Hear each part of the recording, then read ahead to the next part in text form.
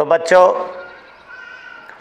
कल के क्लास में हम लोग त्रिविम रसायन को देख रहे थे और उस त्रिविम रसायन में हम लोगों ने 2-3 शब्द को देखा था। जैसे ऑर्डिनरी लाइट को देखा था, निकोल प्रिज्म को देखा था, निकोल प्रिज्म से होकर के उसको गुजारा था तो प्लेन पोलराइज्ड लाइट प्राप्त हुआ था, समतल ध्रुवित प्रकाश, और प्लेन ऑफ पोलराइजेशन भी हम लोगों ने देखा था। तो वहाँ के बाद से अब हम प्रकाशिक सक्रियता मतलब ऑप्टिकल एक्टिविटी की ओर आएंगे। और आपको यह पता होना चाहिए कि जो मुख्य बिंदु अभी आप पढ़ेंगे वह बोर्ड के दृष्टिकोण से बहुत अधिक महत्वपूर्ण नहीं है, परंतु इसके ज्ञान को, इसके नॉलेज को लेना आवश्यक है। अतः आप इसके प्रत्येक टर्म को ठीक से समझेंगे। तो प्रकाशिक सक्रिय यौगिक ऑप्टिकल एक्टिव कंपाउंड क्या होता है? तो जो प्रकाशिक सक्रियता है, जो ऑप्टिकल एक्टिविटी है, वह एक गुण हुआ। तो वह गुण किस चीज़ का है? तो वह गुण है किसी कार्बनिक यौगिक का। तो किसी कार्बनिक यौगिक का, मान लीजिए कि उसका आपका क्रिस्टल अवस्था हो या उसका ये विलयन अवस्था में हो, तो किसी कार्बनिक यौगिक के क्रिस्टलीय अथवा उसके विलयन अवस्था में पोलराइज्ड लाइट को, समतल ध्रुवित प्रकाश को, प्लेन पोलराइज्ड लाइट को घूर्णित करने का जो गुण होता है, जो घटना होता है, वो प्रकाशिक सक्रियता कहलाता है। और ऐसा जो यौगिक होता है, ये यौगिक प्रकाशिक सक्रिय यौगिक कहलाते हैं। तो इसमें 2-3 बातों का हम लोग चर्चा करेंगे। पहली बात कि ऑर्गेनिक कंपाउंड हम लोग पढ़ रहे हैं, ऑर्गेनिक केमिस्ट्री हम लोगों का चल रहा है। तो ऑर्गेनिक कंपाउंड का ऐसा गुण अथवा घटना जिसमें उसके क्रिस्टलीय अथवा विलयन अवस्था में, उसके क्रिस्टलीय अथवा विलयन अवस्था में प्लेन पोलराइज्ड लाइट को, समतल ध्रुवित प्रकाश को जो घूर्णित करने का गुण होता है, जो उसको बाएं या दाएं ओर घुमा देने का लक्षण होता है, वो कहलाता है प्रकाशिक सक्रियता। इसका मतलब ये घटना हुआ। और जिस यौगिक में ऐसा गुण पाया जाएगा उसको कहा जाता है प्रकाशिक सक्रिय यौगिक। तो ऑर्गेनिक कंपाउंड को 2 भाग में बांट दिया गया। एक हो गया ऑप्टिकली एक्टिव मतलब प्रकाशिक सक्रिय, और एक हो गया ऑप्टिकली इनएक्टिव मतलब प्रकाशिक अक्रिय। तो 2 भाग में बांटा गया। फिर जो प्रकाशिक सक्रियता है, प्रकाश सक्रिय यौगिक है, उसको 2 भाग में बांटा गया। तो एक आप देखते होंगे डेकेस्ट्रो रोटेटरी होगा, डेकेस्ट्रो, और एक होगा लिबो रोटेटरी। तो डेकेस्ट्रो और लिबो इस शब्दों को हम लोग देखेंगे। तो आप बोर्ड को ध्यान से देखें तो इन्हीं शब्दों से आपको कंफर्म होना पड़ेगा। इसी टर्म को अभी आप परिभाषित कीजिएगा।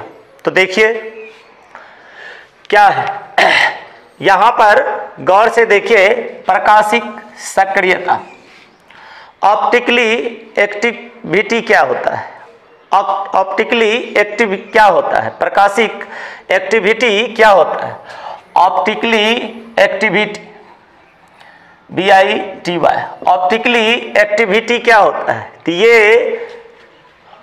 किसी कार्बनिक यौगिक का, किसी ऑर्गेनिक कंपाउंड का गुण या घटना है। और कैसा गुण या घटना है? जिसके द्वारा उस पदार्थ के क्रिस्टलीय अथवा उसके विलयन अवस्था में ध्रुवित प्रकाश का जो प्लेन होता है, उसका जो समतल ध्रुवण होता है, उसको घूर्णित किया जाता है, चाहे लेफ्ट या राइट। और ऐसा पदार्थ क्या कहलाएगा? ऑप्टिकली एक्टिव कंपाउंड कहलाएगा। ऐसा पदार्थ प्रकाशिक सक्रिय पदार्थ कहलाएगा। तो जो अकार्बनिक कंपाउंड है सॉलिड स्टेट में, आपने क्वार्ट्ज का एग्जाम्पल देखा होगा, जो सिलिका का एक रूप। तो इसका अध्ययन किया गया। इसका अध्ययन किसने किया? एरागो। इसका अध्ययन एरागो ने 1811 में किया। जबकि जितना भी कार्बनिक कंपाउंड है, ऑर्गेनिक कंपाउंड है, इसका अध्ययन बायोट ने किया था 1815 में। और उन्होंने ही ये बतलाया था कि ग्लूकोस हो, फ्रक्टोस हो, सुक्रोस हो, टार्ट्रिक एसिड है, लैक्टिक एसिड है। तो ये सब जो ऑर्गेनिक कंपाउंड है, इस ऑर्गेनिक कंपाउंड में क्रिएलिटी पाई जाती है, यह प्रकाशिक सक्रिय होता है। इस चीज का पता बायोट ने लगाया था 1815 में। तो जो ऑर्गेनिक कंपाउंड है, तो ऑर्गेनिक कंपाउंड के इस गुण या घटना को दो भाग में बांटा गया। एक हो गया आपका, देखिए ऑर्गेनिक कंपाउंड, ये कार्बनिक यौगिक, ये हो गया कार्बनिक यौगिक। और इस कार्बनिक यौगिक को दो भाग में बांटा गया। एक हो गया आपका ऑप्टिकली एक्टिव, मतलब प्रकाशिक सक्रिय, ये हो गया प्रकाशिक सक्रिय। और एक हो गया आपका ऑप्टिकली इनएक्टिव। एक हो गया आपका ऑप्टिकली इनएक्टिव, इसको बोलते हैं प्रकाशिक अक्रिय। तो जिस घटना के बारे में अभी आपने पढ़ा, तो जिस कार्बनिक कंपाउंड में समतल ध्रुवित प्रकाश को घूर्णित करने का, उसको मोड़ने का, उसको दाईं या बाईं ओर झुकाने का गुण नहीं पाया जाता है, वो होता है आपका ऑप्टिकली इनएक्टिव। तो इसमें आप एक चीज ध्यान में रखेंगे कि जिस कार्बनिक यौगिक में समतल ध्रुवित प्रकाश को, मतलब प्लेन ऑफ पोलराइजेशन को घूर्णित करने का गुण पाया जाता है, वो कार्बनिक यौगिक, वो अणु हो गया आपका प्रकाशिक सक्रिय। और जिसमें ऐसा लक्षण नहीं पाया जाता है, जिसमें ऐसा गुण नहीं पाया जाता है, वो हो गया प्रकाशिक अक्रिय। अब तो जो प्रकाशिक सक्रिय यौगिक है, अणु है, इसको दो भाग में बांटा गया। एक होता है डेकेस्ट्रो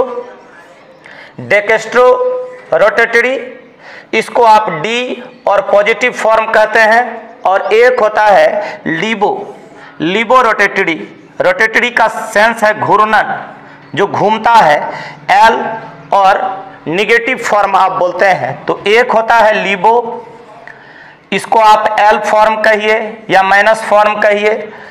और एक होता है आपका डेकेस्ट्रो, जिसको डी कहिए या पॉजिटिव फॉर्म कहिए।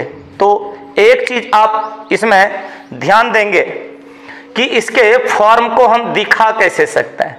बाय फिगर हम लोग डेकेस्ट्रो और लिबो को दिखा कैसे सकते हैं। तो थोड़ा सा डेकेस्ट्रो और लिबो शब्द हम लोगों के लिए नया है, इसलिए इस पर थोड़ा सा चर्चा कर लें कि डेकेस्ट्रो और लिबो कहाँ का शब्द है, इसका क्या मीनिंग होता होगा। तो देखिए डेकेस्ट्रो, तो ये जो डेकेस्ट्रो वर्ड है, ये लैटिन शब्द डेकेस्ट्रे से लिया गया। डेकेस्टर, DEXTR, डेस्ट्रे से लिया गया है, जिसका मतलब ही होता है राइट, जिसका मतलब होता है राइट, अर्थात दाईं ओर। तो ये आपका हो गया लैटिन शब्द। डेकेस्ट्रो लैटिन शब्द डेकेस्टर से बना है और जिसका मीनिंग हो गया राइट। इसी प्रकार से आप लिबो का गप करेंगे, इसी प्रकार से आप लिबो का गप करेंगे, तो ये जो लिबो शब्द है, ये लेबोस से बना है, ये लेबोस से बना है, लेबोस से, और जिसका मतलब होता है लेफ्ट। जिसका मतलब क्या होता है लेफ्ट, और लेफ्ट समझ रहे हैं, ये हो गया बायां। तो दो लैटिन शब्द यहां पर आया, क्या क्या दो लैटिन शब्द आया, एक आया डेकेस्टर, एक आया डेकेस्टर, डेकेस्टर से बना डेकेस्ट्रो। और अब आप ये समझ लीजिए कि डेकेस्टर मतलब राइट हुआ, तो ये आपका जाएगा क्लॉकवाइज। तो डी फॉर्म आप तभी कहिएगा जब समतल ध्रुवित प्रकाश को कोई दाईं ओर मोड़ देगा, दाईं ओर मोड़ देगा मतलब क्लॉकवाइज मोड़ देगा, तभी आप उसको कह सकते हैं डेकेस्ट्रो। और जो समतल ध्रुवित प्रकाश को बाईं ओर मोड़ देगा वो हो जाएगा आपका लिबो, एल फॉर्म हो जाएगा लेफ्ट। ये बना है लेबो से। तो देखिए मान लीजिए कि ये plane polarised light, plane polarised light, मान लीजिए ये जो है प्लेन पोलराइज्ड लाइट, ये प्लेन पोलराइज्ड लाइट हो गया। अब इस प्लेन पोलराइज्ड लाइट को मान लीजिए कि कोई दो ढंग से मोड़ सकता है, प्लेन पोलराइज्ड लाइट को दो ढंग से मोड़ सकता है। मान लीजिए कि इसको ऐसे टर्न कर दिया, ऐसे ये टर्न हो गया। तो ऐसे अगर ये टर्न हो जाता है इस प्रकार से, तो आप ये गौर कीजिए बाईं से दाईं की ओर मुड़ गया। इसका मतलब इसको हम लोग क्या बोलेंगे, डेकेस्ट्रो। ये हो गया आपका डेकेस्ट्रो। इसका मतलब ये हो गया कि क्लॉकवाइज, आप ये कहिए कि घड़ी की सुई की दिशा, ये लेफ्ट से राइट की ओर जाएगा, ये हो गया क्लॉकवाइज। ये आप इसको क्या कहिएगा, इसको कहिएगा डेकेस्ट्रो रोटेटरी, इसको कहिएगा डेकेस्ट्रो रोटेटरी। ये हो गया ऑप्टिकल जो आपका था, ऑप्टिकली एक्टिव जो था उसमें ये हो गया आपका डेकेस्ट्रो रोटेटरी। दाईं ओर इसका घूर्णन हुआ। लेकिन अब यही ऑप्टिक, ये आपका हो गया plane polarised light, plane polarised light, इसका मतलब ये समतल ध्रुवित प्रकाश है। अब इस समतल ध्रुवित प्रकाश को अगर किसी कार्बनिक यौगिक में ऐसा गुण हो कि वह राइट से लेफ्ट की ओर मोड़ दे, इसका मतलब एंटी क्लॉक, इसका सेंस है एंटी क्लॉक। इसका मतलब ये इस ओर मूव करे, ऐसे मूव करे, ये इस टाइप से मूव करे, इस टाइप से मूव करे, तो ये हो गया आपका एंटी क्लॉकवाइज, ये हो गया एंटी क्लॉकवाइज। इसका मतलब घड़ी की सुई की विपरीत दिशा, ये हो गया क्लॉकवाइज, ये हो गया घड़ी की सुई की दिशा, ये हो गया घड़ी की सुई की दिशा में, और ये हो गया घड़ी की सुई की विपरीत दिशा में, ये हो गया एंटी क्लॉकवाइज, घड़ी की सुई की विपरीत दिशा, घड़ी की सुई की विपरीत दिशा में। तो ये हो गया आपका जिसने लेफ्ट की ओर मोड़ दिया, और ये हो गया जिसने राइट की ओर मोड़ दिया।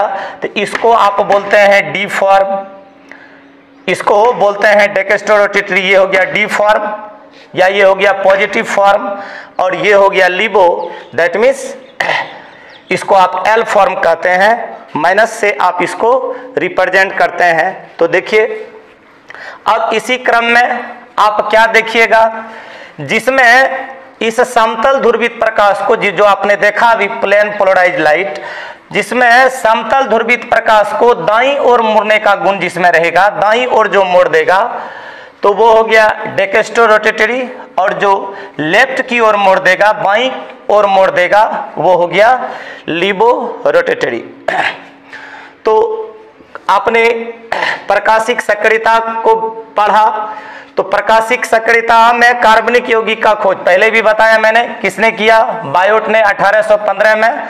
और इनऑर्गेनिक कंपाउंड जो था कार्बनिक अकार्बनिक यौगिक, उसका खोज एरागो ने किया था 1811 में। अब जो बोर्ड के और महत्वपूर्ण पॉइंट है उसको आप पहले क्या करें, स्क्रीनशॉट ले लें, ताकि समझाने के क्रम में वह कहीं मिट जाए तो आपको दिक्कत ना हो। उस पर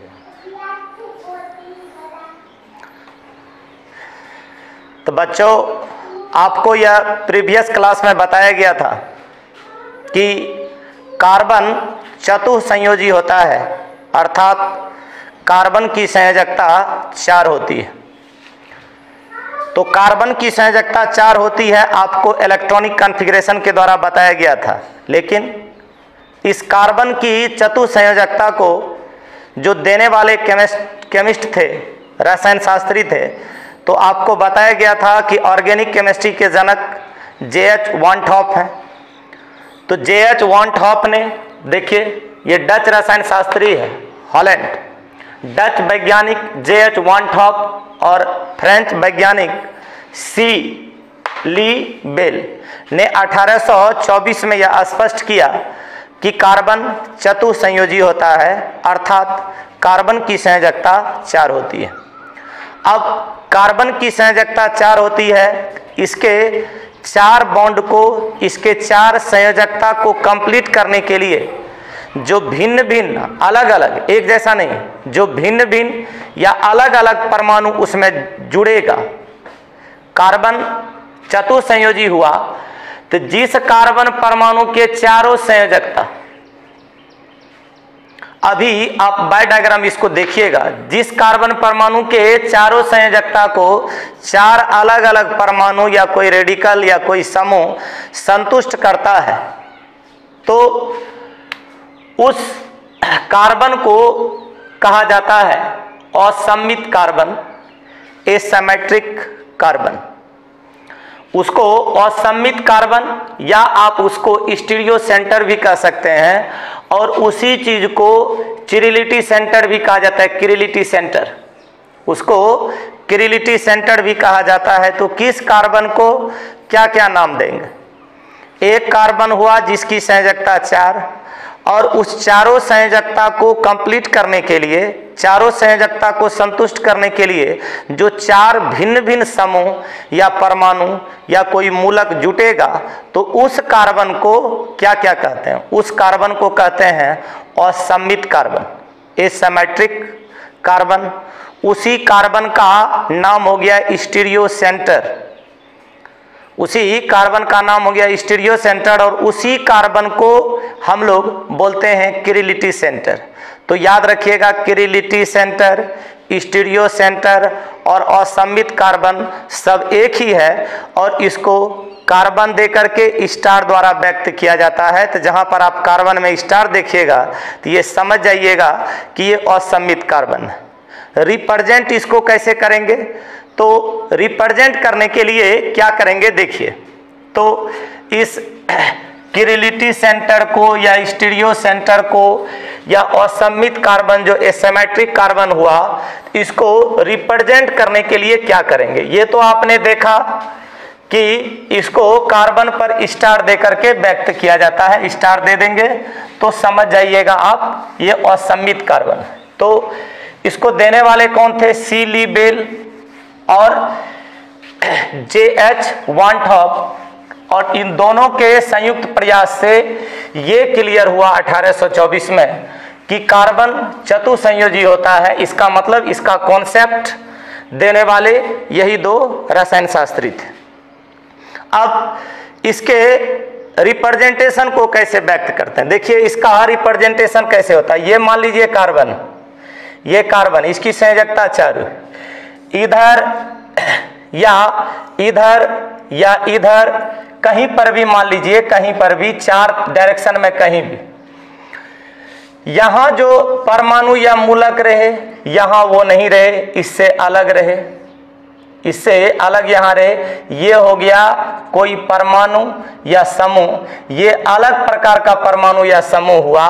मान लीजिए कि यहां पर कोई अलग रहे, मान लीजिए कि यहां पर कोई अलग रहे, तो भिन्न भिन्न कहने का सेंस ये है, देखिए X है, Y है, W है, मान लीजिए कि यहां पर आप Z ले लेते हैं, तो इस कार्बन को आप फोकस कीजिए, इस कार्बन को असममित कार्बन कहेंगे। क्यों? क्योंकि इसके चारों संयोजकता को कंप्लीट करने के लिए, संतुष्ट करने के लिए 4 भिन्न भिन्न प्रकार के समूह यहां पर जुड़े हुए हैं। तो ऐसे कार्बन का 3 नाम हुआ। क्या क्या हुआ? असममित कार्बन परमाणु, और क्या बोलते हैं स्टीरियो सेंटर, और क्या बोलते हैं इसको तो किरिलिटी सेंटर। तो याद रखिएगा किरिलिटी सेंटर, स्टीरियो सेंटर और असममित कार्बन सब यही हुआ, सब यही हुआ। तो इसमें इसको आप ऐसे रिप्रेजेंट कर सकते हैं। अभी हम इसके कुछ एग्जाम्पल को भी लेकर के आपको बताएंगे। और अभी तक जो आपने सुना आज के क्लास में वो बोर्ड एग्जाम के दृष्टिकोण से इम्पोर्टेंट नहीं था, लेकिन अभी जो आपको असममित कार्बन परमाणु गिनवाएगा कि ग्लूकोज में असममित कार्बन परमाणु, फ्रक्टोज में, टार्टरिक अम्ल में, लैक्टिक अम्ल में असममित कार्बन परमाणु की संख्या लिखें। इससे 1 नंबर का ऑब्जेक्टिव क्वेश्चन बोर्ड एग्जाम में भी आपका रहता है। तो अभी जो आप स्ट्रक्चर देखिएगा वो आपको बोर्ड एग्जाम के लिए ज़्यादा इम्पोर्टेंट बन जाएगा। तो आप ये गौर कीजिएगा, जो स्ट्रक्चर अभी आपको हम बना के देंगे उसमें आप गौर कीजिएगा कि कोई कार्बन परमाणु है क्या जिसके चारों तरफ डिफरेंट प्रकार का परमाणु या मूलक जुड़ा हुआ है, कोई ऐसा है क्या? तो स्ट्रक्चर जब आपको देंगे तो आप इस चीज को जरूर दिमाग में रखेंगे कि कौन सा ऐसा कार्बन है जिसके चारों तरफ भिन्न भिन्न प्रकार का परमाणु या समूह जुड़ा हुआ है। तो उसको आप बोलिएगा असममित कार्बन। थोड़ा सा एक शब्द और देख लेते हैं कि ये किरेलिटी क्या है। ये किरेलिटी क्या है? एसिमेट्रिक बोलते हैं, डिससिमेट्रिक बोलते हैं। तो डिससिमेट्रिक, एसिमेट्रिक, किरेलिटी ये सब है क्या? तो ये वैसा ऑब्जेक्ट जो अपने दर्पण प्रतिबिंब, जो अपने मिरर इमेज, जो अपने दर्पण प्रतिबिंब का सुपर इम्पोज नहीं होता है। सुपर इम्पोज मतलब कंप्लीटली अध्यासित उस पर नहीं होगा, हूबहू उसको ढक नहीं लेगा कंप्लीटली, वो होता है सुपर इम्पोज। आप ऐसे भी देख सकते हैं, मान लीजिए कि हमने एक ऐसा फिगर बनाया, मान लीजिए यहाँ x है, यहाँ y है, यहाँ z है, यहाँ w, और यहाँ पर मिरर। अगर एग्जैक्टली ऐसा ही फिगर यहाँ पर आपको दिखता है तो समझ लीजिए कि ये सुपर इम्पोज इसको किया। लेकिन अगर यही इमेज इस प्रकार से दिखता है, यहाँ पर ये आपका w आ जाए, यहाँ पर ये आपका y आ जाए, यहाँ पर आपका ये x आ जाए, तो ये सुपर इम्पोज नहीं किया। अगर ये सुपर इम्पोज नहीं करता है तब इस गुण का नाम है किरेलिटी। अगर सुपर इम्पोज कर लेता, अगर सुपर इम्पोज कर लेता तो किरेलिटी नहीं होता। तो सुपर इम्पोज नहीं करता है मतलब कंप्लीटली ऑक्युपाइड। कंप्लीटली ऑक्युपाइड मतलब पूर्ण रूप से अध्यासित, हूबहू वैसा ही रहे। आप एक एग्जाम्पल के तौर पर और देख सकते हैं, मान लीजिए कि ये कोई लेटर, ये कोई लेटर, और ये हो गया आपका मिरर।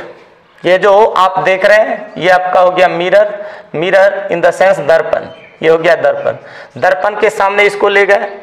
एग्जैक्टली ऐसा ही फिगर अगर इधर आपको मिले, इसका मतलब इसको कंप्लीटली इम्पोज करेगा, सुपर इम्पोज इसी का नाम है। ऐसा ही दिखे, ऐसा ही अगर दिखता है, जैसा है यहाँ, जैसा यहाँ है वैसा ही अगर यहाँ दिखता है तो इसको क्या बोलते हैं कि ये सुपर इम्पोज करता है। और अगर नहीं रहता तो हम बोलते हैं सुपर इम्पोज नहीं करता है। तो किरेलिटी क्या, मान लीजिए कि यहाँ पर ए रहता और यहाँ भी ऐसा ही, जैसा एग्जैक्ट यहाँ बनाते हैं हूबहू ऐसा ही यहाँ पर फॉर्म हो, इसको हम बोलते हैं सुपर इम्पोज। कि ये सुपर इम्पोज कर रहा है, इसको बोलते हैं सुपर इम्पोज हो रहा है। और अगर नहीं कर पाता है तो बोलते हैं सुपर इम्पोज नहीं होता है। तो वैसा ऑब्जेक्ट जो अपने दर्पण प्रतिबिंब को सुपर इम्पोज, दर्पण प्रतिबिंब का सुपर इम्पोज नहीं होता है, उसको किरेल कहते हैं। एग्जाम की दृष्टिकोण से ये भी ढंग का प्रश्न है, उसको किरेल कहते हैं। और इस प्रकार का जो गुण होता है उसको किरेलिटी कहते हैं। और ये ऐसे ऑब्जेक्ट का ही नाम है डिससिमेट्रिक या एसिमेट्रिक। यहाँ आपको एक बात और याद रखना आवश्यक है कि ये किरेल अणु अभी आपने पढ़ा, किरेल अणु, तो किरेल अणु युक्त यौगिक प्रकाशिक एक्टिव होता है और यह प्रकाशिक सक्रियता को प्रदर्शित करता है। इसका मतलब है कि प्रकाशिक सक्रियता को प्रदर्शित करने के लिए अणु में किरेलिटी होना बहुत जरूरी है। और अगर ये किरेलिटी न होता है, किरेलिटी आप इन द सेंस समझेंगे कि सुपर इम्पोज न हो, माने जो चीज यहाँ पर है मिरर के सामने रखें तो वैसा ही फिगर नहीं दिखाई दे, वैसा ही फिगर नहीं दिखाई दे, वो हुआ कि सुपर इम्पोज नहीं होता है। और सुपर इम्पोज अगर न हो तो उस गुण का नाम है किरेलिटी, उस गुण का नाम हुआ किरेलिटी। इसका मतलब है कि ऑप्टिकल एक्टिविटी के लिए, प्रकाशिक सक्रियता के लिए किरेलिटी का होना बहुत आवश्यक है। अगर ऐसा नहीं होता है किरेलिटी तो कोई भी ऑर्गेनिक कंपाउंड ऑप्टिकली एक्टिव नहीं होगा। अब है कि एसिमेट्रिक या डिससिमेट्रिक के लिए आपको और कंडीशन है क्या, तो देखिए, अगर एक कार्बन, आप यहां पर ध्यान में रखिएगा कि असममित या किरेलिटी के केंद्र युक्त अणु या किरेल डिससिमेट्रिक कब होते हैं, जब उसमें एक और केवल एक और केवल एक, ओनली एंड ओनली वन, एक और केवल एक, अगर एक और केवल एक किरेल सेंटर रहता है तभी आप उसको, वैसे अणु को, वैसे कार्बनिक युक्त अणु को किरेल या डिससिमेट्रिक कह सकते हैं। अगर एक से ज़्यादा है तो वह डिससिमेट्रिक और एसिमेट्रिक हो भी सकता है और नहीं भी हो सकता है। तो अगर आप थोड़े से इसके एग्जाम्पल को समझें तो देखिए, मान लीजिए कि हम लैक्टिक एसिड लेते हैं, तो लैक्टिक एसिड का डायग्राम बना रहे हैं और उसमें एसिमेट्रिक कार्बन को और सममित कार्बन परमाणु को आप देखिए, ये हो गया कार्बन। इसी कार्बन के चारों ओर आप ध्यान दीजिएगा, मान लीजिए कि यहाँ पर मैथिल है, को पढ़ाया गया है मैथिल। मान लीजिए कि यहाँ पर हाइड्रोक्सिल मूलक, यहाँ पर ये कार्बोक्सी हुआ, यहाँ पर H। अब ये लैक्टिक एसिड का सूत्र हो गया, लैक्टिक अम्ल, ये हो गया लैक्टिक अम्ल का सूत्र। इसका भी आप IUPAC नेम फर्स्ट ईयर के क्लास में, जो क्लास चल रहा है उसमें आप पढ़िएगा। तो ये देखिए, इस कार्बन को गौर से देखिए, इसमें एक कार्बन का संयोजकता 4, कार्बन का संयोजकता 4, तो इसके 4 बॉन्ड को आप देख लीजिए, चारों बॉन्ड को कंप्लीट किया गया है, इसके चारों बॉन्ड को, चारों संयोजकता को पूरा किया गया है और इसका चारों संयोजकता संतुष्ट हुआ है और भिन्न भिन्न समूह द्वारा हुआ है। तो कहीं पर अल्कोहल का फंक्शनल ग्रुप है, तो कहीं पर मिथाइल समूह है, तो कहीं पर हाइड्रोजन परमाणु है, तो कहीं पर कार्बोक्सी मूलक। तो यहाँ पर अगर लैक्टिक अम्ल में हमको असममित कार्बन परमाणु कहे तो असममित कार्बन परमाणु को स्टार देके रिप्रेजेंट करते हैं, तो लैक्टिक अम्ल में असममित कार्बन परमाणु कितना हो जाएगा, 1। और इस प्रकार का आप जिस भी संरचना में देखते हैं, मान लीजिए कि ग्लूकोज इस दृष्टिकोण से बहुत ज़्यादा इंपॉर्टेंट होता है और अक्सर परीक्षा में ग्लूकोज और फ्रक्टोज का चर्चा करते रहता है, हालांकि टार्ट्रिक एसिड में भी कभी पूछ देता है। तो ग्लूकोज का बात करें तो पता है आपको, उसमें 6 कार्बन होता है। ग्लूकोज का संरचना बनाएंगे तो 6 कार्बन होता है, 6 कार्बन होता है। गौर कीजिएगा, ग्लूकोज को एल्डोस भी कहते हैं, चूंकि इसमें एल्डिहाइड समूह रहता है, एक कार्बन चला गया उसमें, और ये आपका 4 बॉन्ड पूरा करेगा, कार्बन 4 बॉन्ड पूरा करेगा हर जगह, कार्बन 4 बॉन्ड हर जगह पूरा करेगा। तो ध्यान से आप क्या देखिए, ये जो 4 कार्बन है ये आपका हो गया 5वां, ये हो गया 6ठा, ये 6 कार्बन है। अब इसमें ग्लूकोज का आपको सूत्र पता है, आणविक सूत्र जानते हैं, C6H12O6। इसका मतलब 6 ही ऑक्सीजन है, हाइड्रोजन 12 है, अच्छा कार्बन। अगर मान लीजिए कि एक OH, एक H, एक OH, एक H, एक OH, एक H, एक OH, एक H को ऐसे आप कनेक्ट करते हैं तो काउंटिंग से आपका क्या हो जाता है, 4 इधर हाइड्रोजन, 4 इधर, 4 4 8, यहां हो गया आपका 9, और इधर आपका और कितना बच जाता है, तो बच गए आपके 3, बच गए आपके 3। तो यहां पर आप क्या कनेक्ट कर लीजिएगा, यहां पर आप कनेक्ट कर लीजिएगा CH2OH। देखिए 2 हाइड्रोजन यहां पर, 1 हाइड्रोजन यहां पर, 3, तो कंप्लीट 12 रह गया बात ऑक्सीजन का, 1 2 3, 1 2 3, 3 इधर। इसका मतलब ये ग्लूकोज का कंप्लीट संरचना हो। इस ग्लूकोज की संरचना में आप क्या देखते हैं, लिखिए 1 समूह, 2 समूह, 3 समूह, 4, ये 4 डिफरेंट है, इसका मतलब ये असममित है। यहां देख लीजिए चारों तरफ डिफरेंट, ये हो गया असममित, ये हो गया असममित, ये हो गया असममित। ये असममित नहीं होगा, क्यों नहीं होगा, क्योंकि यहां पर आप H दीजिएगा, दो को जो H है आप इसको फैला के भी लिखते, इसको आप फैला के भी लिखते तो कैसे लिखते, ऐसे देखिए ये दोनों समान नहीं है, ये दोनों समान है, डिफरेंट नहीं है, इसलिए असममित नहीं है। तो असममित कितना हुआ, 1 2 3 4। इसलिए ग्लूकोज की संरचना में अगर आपको असममित कार्बन परमाणु का संख्या पूछे तो आप कितना बोल सकते हैं, 4। तो इसी प्रकार से अगर आपको, ये तो ग्लूकोज का था, इसको, इसके संरचना को निश्चित रूप से आप दिमाग में रखेंगे।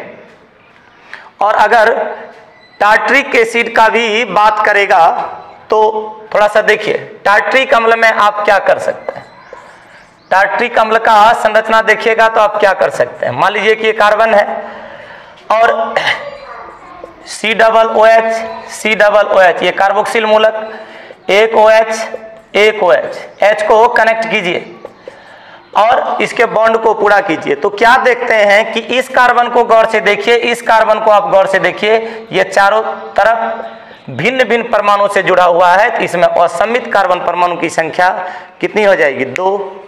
तो से सब नेक्स्ट क्लास में। धन्यवाद।